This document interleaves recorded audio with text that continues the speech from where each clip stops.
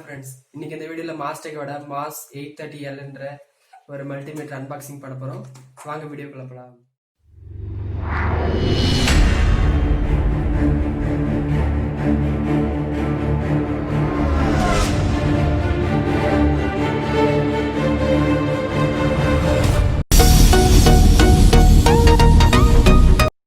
அன்பாக்சிங்கை start பண்ணுவோம். வாங்க first open பண்ணலாம்.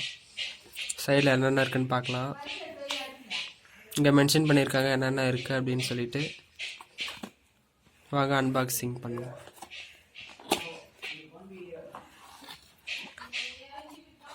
ஏதோ சர்டிஃபிகேட் கொடுத்துருக்குறாங்க, வச்சிருவோம் தனியாக. அடுத்து மல்டிமீட்டர் ஒயரோட வந்திருக்கு. ஓப்பன் பண்ணுவோம்.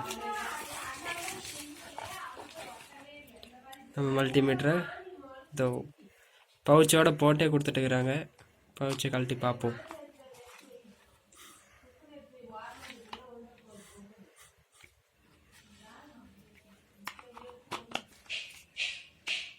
ஸ்டாண்டோட வருது.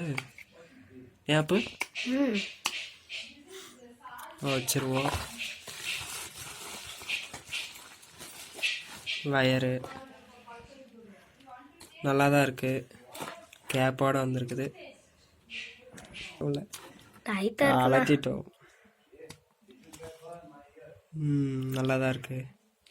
கழட்டி வைப்போம். அடுத்து மேனுவல் கொடுத்துருக்குறாங்க. முக்கியமாக இது வாங்கினா கண்டிப்பாக மேனுவல் படித்தா மட்டும்தான் இதை ஆப்ரேட் பண்ண முடியும், இல்லைன்னா வாய்ப்பே இல்லை.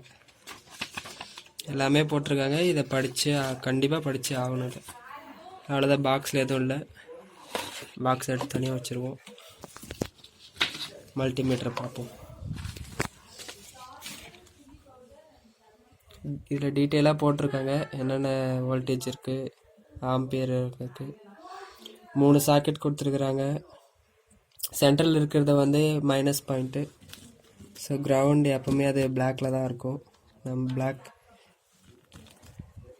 கஷ்டமாக அதிலே இருக்கலாம், வச்சுக்கலாம் நம்ம. அடுத்து பார்த்தோன்னா இது 10 ஆம்ஸில் எதனா சார் செக் பண்ணணுன்னா இதில் போட்டுக்கலாம். அப்படி இல்லைன்னா நார்மலாக இதில் போட்டிருப்பாங்க. மில்லி ஆம்பியர், வோல்டேஜ், ஓம் இதெல்லாம் கண்டுபிடிக்கணும்னா இதில் தான் போடணும். மாற்றி போட்டிங்கன்னா ஃபியூஸ் போயிடும் மீட்டர். ஸோ இப்படி தான் யூஸ் பண்ணணும். ஆன் பண்ணிடுவோம். ஒரு 2 வோல்ட்டில் பார்ப்போம். இந்த ஹோல்டு பட்டன் எதுக்குன்னா, நீங்கள் வச்ச பாயிண்ட்டை வந்து அப்படியே ஸ்டோர் பண்ணி வைக்கணும்னா இந்த ஹோல்டு அழுத்துனீங்கன்னா அந்த பாயிண்ட் அப்படியே நின்றும். ஸோ இது பேக் லைட்டோடு வருது. பேக் லைட் பாருங்கள். ஃபஸ்ட் நம்ம இந்த ஒயர்ஸ் எங்கே கனெக்ட் பண்ணுன்றதுலேருந்து பார்ப்போம். பிளாக் ஒயர் எப்பவுமே சென்டரில் தான் இருக்கும். ஸோ அது கிரவுண்டு, அது சென்டரில் வச்சுக்கோங்க. இப்போ இந்த ரெட்டு வந்து பார்த்திங்கன்னா இந்த மீட்டரில் 10 ஆம்பியர் இது கண்டுபிடிக்கணும்னா மட்டும்தான் இந்த ரெட் வந்து இந்த பக்கம் கனெக்ட் பண்ணும்.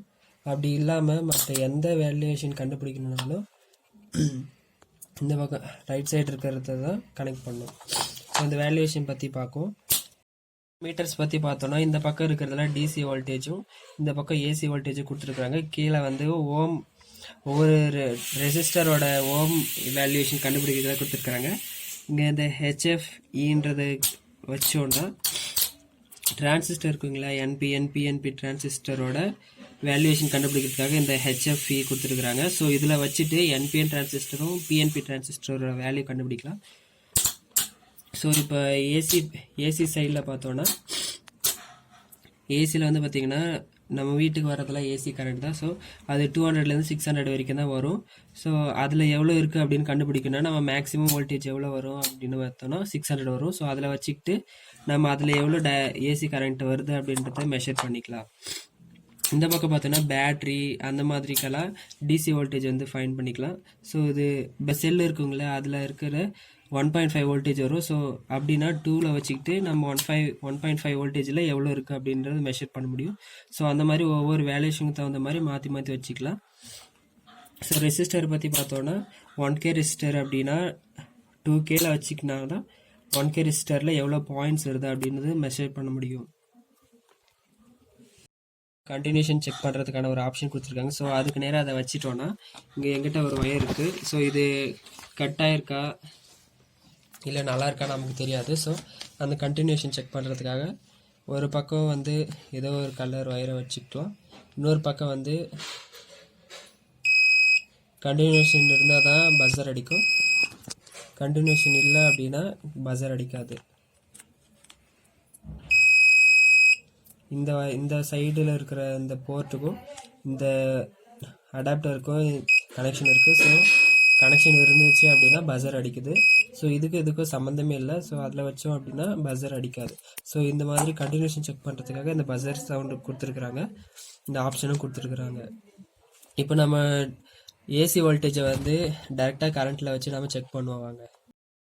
நம்ம வீட்டுக்கு இப்போ வர பவர் சப்ளையோட ஏசி சப்ளை வந்து எவ்வளோ இருக்குது அப்படின்னு ஃபைன் பண்ண போகிறோம். இதெல்லாம் பண்ணுறதுக்கு முன்னாடி உங்கள் மீட்டரில் எவ்வளோ பாயிண்ட் இருக்குன்றத கரெக்டாக வச்சுக்கோங்க. ஸோ அது மிஸ் ஆச்சுன்னா உங்களோட டிவைஸ் வந்து தீஞ்சு போயிடும். ஓகேவா? இப்போ செக் பண்ணலாம். இப்போ சுவிட்ச் வந்து ஆஃபில் இருக்குது, எந்த பாயிண்ட்டும் வரல. ஸோ இப்போ ஆன் பண்ணிப்போம். இப்போ பாருங்கள் எவ்வளோ வோல்டேஜ் இருக்குது அப்படின்னு வருது. இப்போ வந்து இந்த சுவிட்ச் பாக்ஸில் வந்து 237 வோல்டேஜ் வந்து பவர் சப்ளை வருது. ஏசியோட வோல்டேஜ் நம்ம ஃபைன் பண்ணிட்டோம். ஸோ இப்போ டிசியில் ஒரு எக்ஸாம்பிள் பார்ப்போம். ஸோ நான் இந்த பேட்ரி எடுத்திருக்கேன், 1.5 வோல்டேஜ் பேட்ரி செல்லு எடுத்திருக்கேன் ரிமோட் போடுறது. ஸோ அதோட வோல்டேஜ் எவ்வளோ வருது அப்படின்னு சொல்லிட்டு பார்ப்போம். இப்போ 1.5ன்றது 2ஓட கம்மி தான். ஸோ 2ல் வச்சுருக்கேன். இப்போ பார்ப்போம்.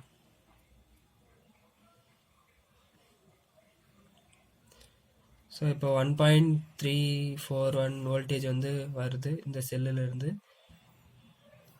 அவ்வளோதான், மேக்ஸிமமே அவ்வளோதான் இருக்குது.